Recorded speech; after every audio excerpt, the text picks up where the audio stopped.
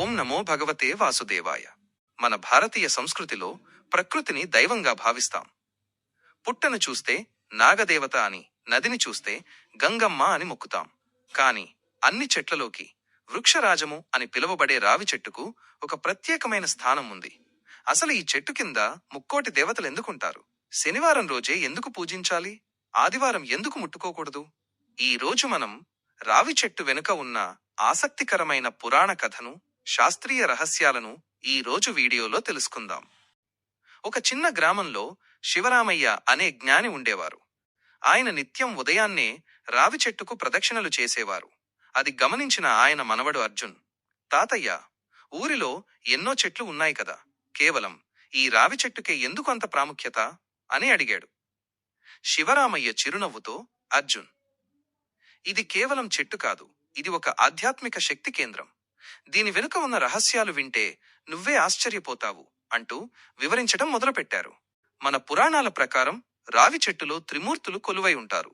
వేర్లలో సృష్టికర్త అయిన బ్రహ్మదేవుడు, కాండంలో స్థితికారకుడైన మహావిష్ణువు, కొమ్మలు మరియు ఆకులలో లయకారుడైన పరమశివుడు నివసిస్తారు.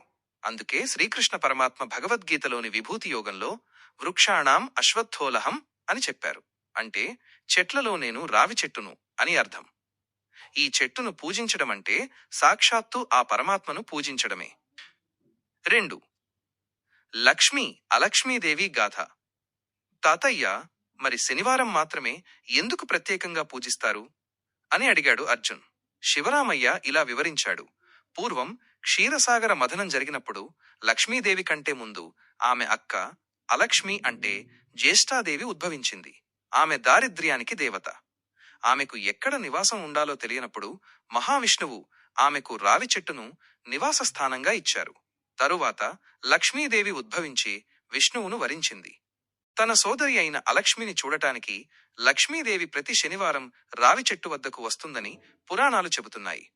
అందుకే శనివారం నాడు ఎవరైతే భక్తితో రావి చెట్టును పూజిస్తారో వారికి లక్ష్మీదేవి అనుగ్రహం కలిగి దారిద్ర్యం తొలగిపోతుంది.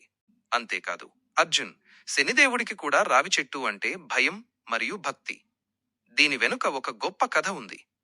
చాలా కాలం క్రితం దధీచి అనే గొప్ప మహర్షి ఉండేవారు. లోక కళ్యాణం కోసం రాక్షసులను సంహరించేందుకు తన వెన్నెముకను వజ్రాయుధంగా మార్చుకోవడానికి ఇంద్రుడికి దానం చేసిన త్యాగమూర్తి ఆయన. ఆయన భార్య ప్రాచితి.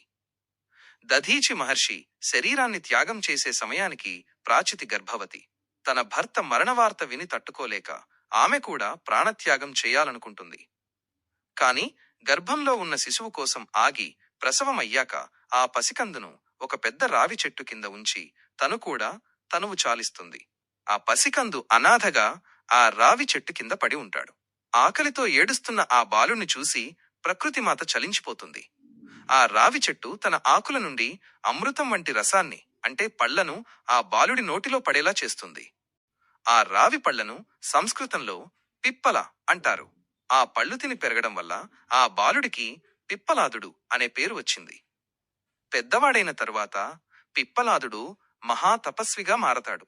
తన చిన్నతనంలో పడ్డ కష్టాలకు కారణమేంటని నారదుడిని అడగ్గా అది శని ప్రభావం అని తెలుస్తుంది. ఆగ్రహించిన పిప్పలాదుడు తన తపశ్శక్తితో కృత్య అనే రాక్షసుడిని సృష్టించి శనిదేవుడిపైకి పంపిస్తాడు. భయపడిన శనిదేవుడు చివరకు రావి చెట్టు చాటున దాక్కుని మహర్షిని క్షమించమని వేడుకుంటాడు. శనిదేవుడు పడుతున్న బాధను చూసి పిప్పలాదుడు శాంతించి 2 వరాలు కోరతాడు. 1. 16 ఏళ్లలోపు పిల్లలను శని ఎప్పుడూ వేధించకూడదు. 2. ఎవరైతే భక్తితో రావి చెట్టును పూజిస్తారో వారిని శనిదోషం నుండి విముక్తులను చెయ్యాలి.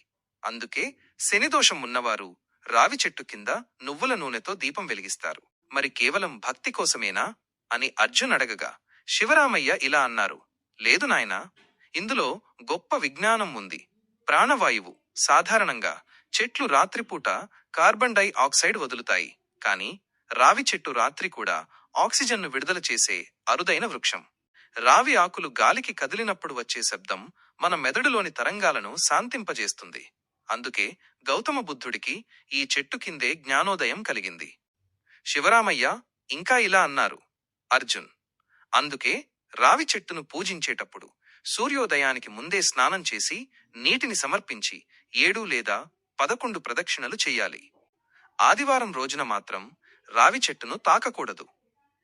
ఆ రోజు జ్యేష్ఠాదేవి, అలక్ష్మి ప్రభావం ఎక్కువగా ఉంటుందని శాస్త్రం చెబుతోంది. చూశారు కదా, రావి చెట్టు కేవలం ఒక వృక్షం మాత్రమే కాదు, మన ఆరోగ్యాన్ని, మనస్సును కాపాడే ఒక దివ్యశక్తి. మీరు కూడా మీ జీవితంలో కష్టాలు తొలగిపోవాలంటే శనివారం నాడు భక్తితో రావి చెట్టును దర్శించుకోండి. ఈ వీడియో మీకు నచ్చినట్లయితే లైక్ చేయండి, మీ మిత్రులతో షేర్ చేయండి. మరిన్ని ఇలాంటి ఆసక్తికరమైన ఆధ్యాత్మిక విషయాల కోసం మా ఛానల్ను సబ్స్క్రైబ్ చేసుకోవడం మర్చిపోకండి. జై శ్రీమన్నారాయణ.